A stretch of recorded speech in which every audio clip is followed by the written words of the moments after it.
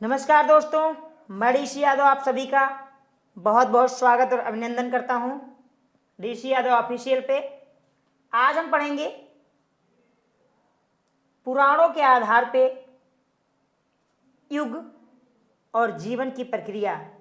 हम जानेंगे कि हमारे पुराणों में युग कितने हैं, युगों की संख्या कितनी है और उसमें जीवन की क्या प्रक्रिया रही है।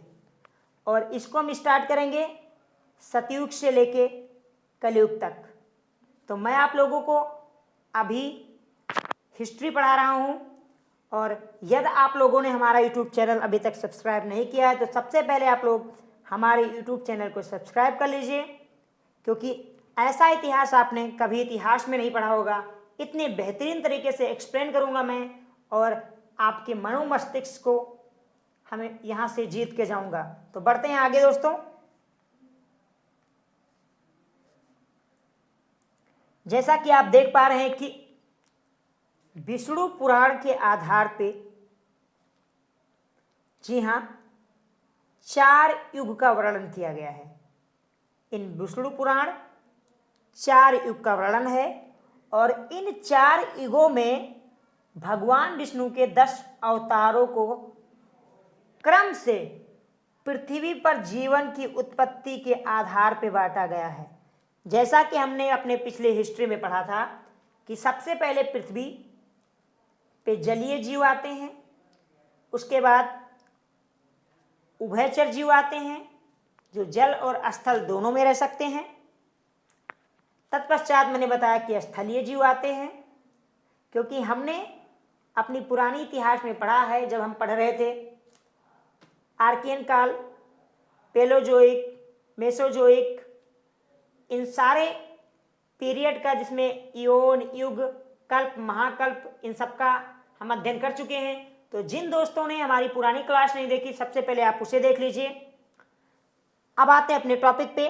विष्णु पुराण में 4 युग का वर्णन है, जिसमें भगवान विष्णु ने 10 अवतार लिए हैं, और ये 10 के 10 अवतार इस तरीके से क्रमबद्ध हैं कि जैसे पृथ्वी पे पहला जीव जलीय जीव आया था, उसी तरीके से विष्णु भगवान अपने पहले अवतार में जलीय अवतार में है। हमारे सामने है पहला युग, जिसे हम सतयुग के नाम से जानते हैं। इस सतयुग में जो भगवान विष्णु ने अवतार लिए, वो पहला अवतार मत्स्य अवतार का है, यानी मछली का अवतार का है। अब हमें पता है कि पृथ्वी पे सबसे पहले जो जन्म ली थी जीव, वो जलीय जीव थी, और मछली एक जलीय जीव है। तो मत्स्य अवतार भगवान विष्णु का ये प्रकट करता है कि सबसे पहले पृथ्वी पे जलीय जीव उत्पन्न हुआ था। दूसरा, सतयुग में भगवान विष्णु का अवतार है कूर्म अवतार। कूर्म मीन्स होता है कछुआ। जी हाँ, कूर्म मीन्स होता है कछुआ, और कछुआ एक ऐसा जीव था, आज भी है, कि जो जल में भी रहता है और स्थल में भी रहता है। एक तरीके से ये उभयचर जीव है। ठीक, तो पहले भगवान विष्णु ने जलीय जीव के रूप में अवतार लिया, जिसे मत्स्य अवतार के नाम से जानते हैं, जो मछली का प्रारूप स्वरूप था। दूसरी बात, दूसरा अवतार भगवान विष्णु ने कूर्म अवतार लिया, जो कछुए का अवतार था, जो जलीय प्लस स्थलीय था। तीसरा अवतार भगवान विष्णु ने वराह का लिया, जिसे सुअर कहा जाता है। तो सुअर के रूप में भगवान विष्णु ने अपना तीसरा अवतार लिया, और सुअर पूरी तरीके से स्थलीय जीव है। इसका तात्पर्य यह है कि इस युग में अब स्थल पे जीवों का विकास शुरू हो गया था।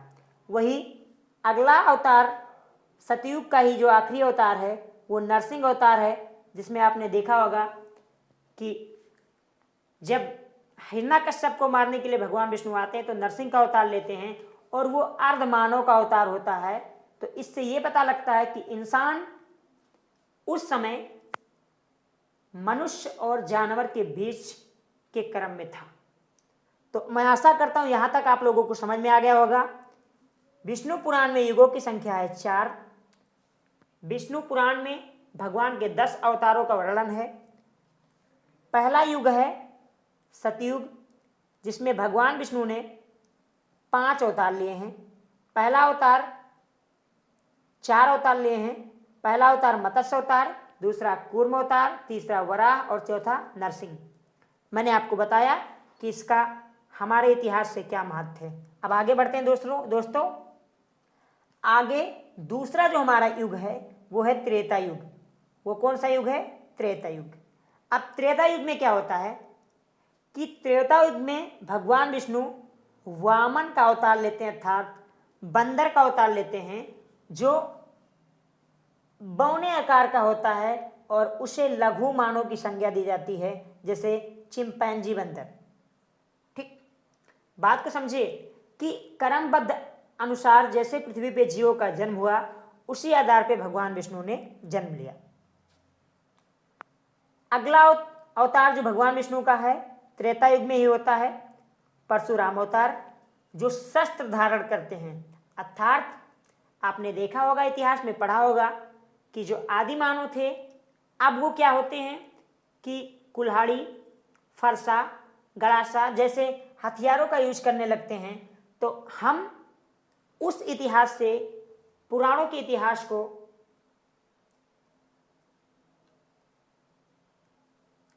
तुलना करते हैं और हम ये पाते हैं कि पृथ्वी के इतिहास को हम जैसे पढ़ते आए हैं, पुराणों में भी उसी इतिहास का वर्णन है। तो परशुराम भगवान जो त्रेता युग के दूसरे अवतार थे, वो शस्त्र धारण करने वाले मानव थे।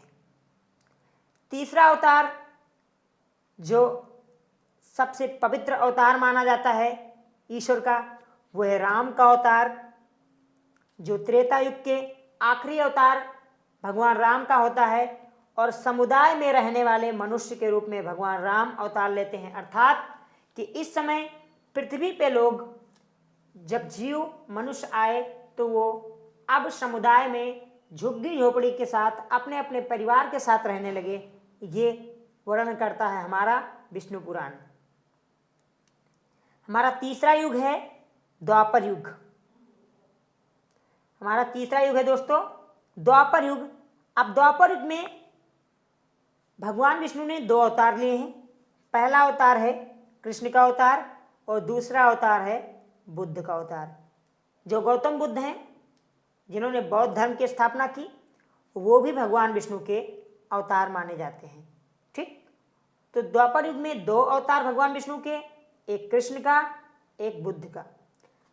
कृष्ण का जो अवतार है वो पशुपालन शुरू कर देता है। यानी जब पृथ्वी पे मानव आता है तो पहले झुग्गी झोपड़ियों में रहना स्टार्ट करता है, समुदाय के रूप में, जैसे भगवान प्रभु राम रहे। उसके बाद कृष्ण का अवतार ये सिद्ध करता है कि इंसान पशुपालन करना सीख गया था। जैसे हम पढ़ते कि नौपाषाण काल में इंसान ने पशुपालन शुरू कर दिया था। अब बुद्ध कृषि कर्म को बढ़ावा देते हैं। अर्थात पशुपालन के बाद जो दूसरा काम मनुष्य शुरू करता है वो कृषि कर्म है, कृषि अनाज उत्पादन का। तो इसका बढ़ावा बुद्ध का अवतार देता है, जो इनका 9वां अवतार है। अब भगवान विष्णु का जो 10वां अवतार है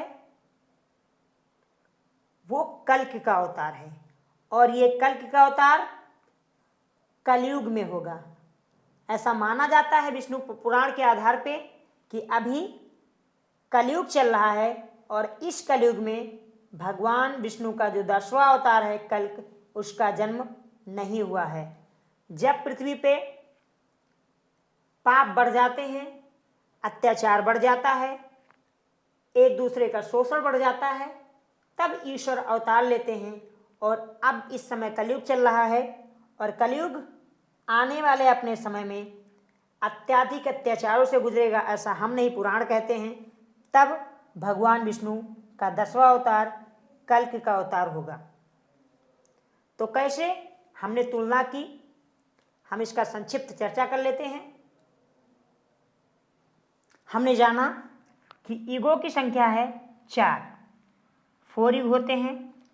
पहला युग सतयुग है, जबकि दूसरा युग हमारा है त्रेता युग, और तीसरा युग हमारा है द्वापर युग, जबकि चौथा और अंतिम युग हमारा है कलयुग।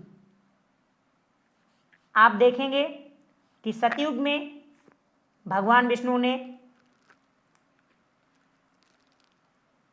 4 अवतार लिए। मत्स्य का अवतार यानी मछली का, कूर्म का अवतार यानी कछुए का, तीसरा अवतार सूअर का था, चौथा आर्धमानव का था। ये 4 अवतार सतयुग में भगवान विष्णु लेते हैं अकॉर्डिंग टू विष्णु पुराण। अब त्रेता युग की अगर हम बात करें तो त्रेता युग में 3 अवतार लेते हैं भगवान विष्णु। एक वामन यानी बौना मनुष्य जो बंदर की प्रजाति का होता है वो अवतार लेते हैं। फिर शस्त्र धारण करने वाले परशुराम का अवतार लेते हैं।